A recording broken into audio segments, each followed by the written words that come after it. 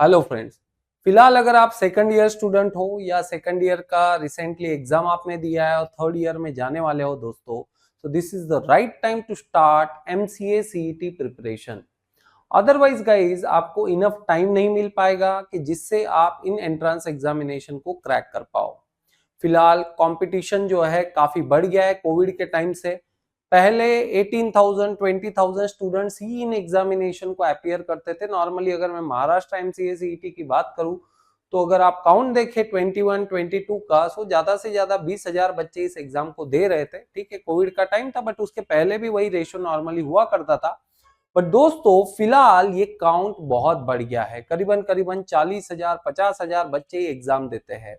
भाई नीम सीईटी की अगर बात करें, मतलब अगर आप टॉप एनआईटीज को टारगेट करना चाहते हो, नेशनल इंस्टीट्यूट ऑफ टेक्नोलॉजीज को टारगेट करना चाहते हो, जिसमें अभी NIT Delhi, NIT Meghalaya, triple IT Vadodara वो भी शामिल हो गया है। ऐसे इंस्टीट्यूट्स में अगर आप एडमिशन लेना चाहते हो दोस्तों, तो डेफिनेटली अभी से आपको इस एग्जामिनेशन का प्रिपरेशन स्टार्ट करना चाहिए। जहां तक बात है इस एग्जाम के सिलेबस की, मैक्सिमम फोकस यहाँ पे मैथमेटिक्स पे किया जाता है। बाकी क्वांट है, आपका रीजनिंग है, इंग्लिश है, कंप्यूटर है, ये तो कॉमन सा होता है।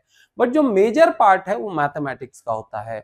मैथमेटिक्स बहुत ज्यादा टफ है ये बात नहीं दोस्तों, बट मैथमेटिक्स थोड़ा यहाँ पे आपको प्रैक्टिस के लिए समय लगता है, क्योंकि आपको 5th स्टैंडर्ड से लेके 12th स्टैंडर्ड का मैथ जो है वो प्रिपरेशन करना होता है। पूरा का पूरा कंप्लीट सिलेबस की बात मैं नहीं करूंगा, बट इनका अपना एक स्पेसिफिक सिलेबस होता है। उस फॉर्मेट में उस तरीके से आपको ये पढ़ाई करनी होती है। ऑब्वियसली मैथमेटिक्स की बात अगर करेंगे तो प्रैक्टिस ही यहाँ पे सबसे ज्यादा इंपॉर्टेंट है। तो अगर आप सेकंड ईयर स्टूडेंट हो या सेकंड ईयर फिलहाल आपने खत्म किया और थर्ड ईयर में जाने वाले हो दोस्तों, तो 2026 में आपका अटेम्प्ट हो सकता है, 2027 में आपका अटेम्प्ट हो सकता है। आपको पढ़ाई इमीडिएटली स्टार्ट कर देनी चाहिए। बहुत से बच्चे होते हैं जिनका 12th साइंस के बाद में, जिन्होंने बीएससी कंप्यूटर साइंस या बीसीए साइंस ऐसे कोर्सेस ऑप्ट किए होते हैं, क्योंकि उनको इंजीनियरिंग में एडमिशन नहीं मिला होता है। बहुत से बच्चे नीट ड्रॉप करके, बहुत से बच्चे जो नीट में क्वालिफाई नहीं हो पाए, डॉक्टर नहीं बन पाए, वो बच्चे भी बीसीए या बीबीए सीए इस टाइप के कोर्सेस में एडमिशन लेते हैं। ऐसे बच्चों को डेफिनेटली एनआईटी टारगेट करना चाहिए। महाराष्ट्र सीईटी की बात करें दोस्तों, जो कि एमसीए के लिए कंडक्ट कराता है महाराष्ट्र सीईटी सेल, ये एग्जाम भी बहुत बेहतर है, क्योंकि आप बेहतर कॉलेजेस यहां से टारगेट कर सकते हैं। अगर मैं मुंबई की बात करूं, मुंबई में विजेटीआई की बात हम लोग कर सकते हैं, एसपीआईटी की बात कर सकते हैं, पुणे में पीसीसीओई की बात कर सकते हैं, हम लोग मॉडर्न कॉलेज ऑफ इंजीनियरिंग की बात कर सकते हैं, और भी बेहतर कॉलेजेस इस रेस में है।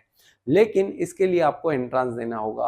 अगर आप 12th के बाद में नीट का सपना पूरा नहीं कर सके, इंजीनियरिंग का सपना पूरा नहीं कर सके दोस्तों, याद रखें ये जो एमसीए कोर्स है ये मात्र इंजीनियरिंग कॉलेजेस या मैनेजमेंट कॉलेजेस में कंडक्ट कराया जाता है, और एनआईटी तक आप इससे पहुंच सकते हैं। मात्र एक एग्जाम आपको क्रैक करना है और दोस्तों आपका करियर जो है वो बेहतर बन सकता है। दोस्तों स्टूडेंट्स में भी एक ऐसा क्राउड है जो जनरली इन एग्जाम को इग्नोर करता है, बट ये एग्जाम इग्नोर करने की नहीं है दोस्तों, ये एक्सेप्ट करने की है। अगर आपको लग रहा होगा कि बहुत ज्यादा टफ मैथमेटिक्स होगा तो लेट मी क्लियर, अगर नीम सेट की बात करें दोस्तों तो जेई मेंस तक का ही यहाँ पे लेवल होता है, जेई एडवांस का लेवल यहाँ नहीं होता है। तो महाराष्ट्र एमसीए सीईटी का उससे थोड़ा कम होता है। इसके अलावा भी बहुत सी एग्जाम है, जैसे सीयूईटी पीजी आप टारगेट कर सकते हैं, जिससे हम लोग सेंट्रल यूनिवर्सिटीज में जा सकते हैं। रही बात दोस्तों प्राइवेट कॉलेजेस की, तो जो प्राइवेट कॉलेजेस है जैसे वीआईटी वेल्लोर की अगर बात करें तो दोस्तों उसका भी अपना एंट्रेंस एग्जाम है। तो प्रिपरेशन तो पक्का है। अगर आप सोच रहे हैं कि बीएससी कंप्यूटर साइंस के बाद, बीएससी आईटी के बाद में, या बीसीए के बाद में, बीबीए सीए के बाद में, या जो भी कोई ग्रेजुएशन कोर्स आप कर रहे हो जिसके थ्रू आप एलिजिबल हो एमसीए के लिए, और आप सोच रहे हैं कि हम लोग सडन 2 महीने में 3 महीने में इसका प्रिपरेशन कर लेंगे दोस्तों, ये बिल्कुल गलत है।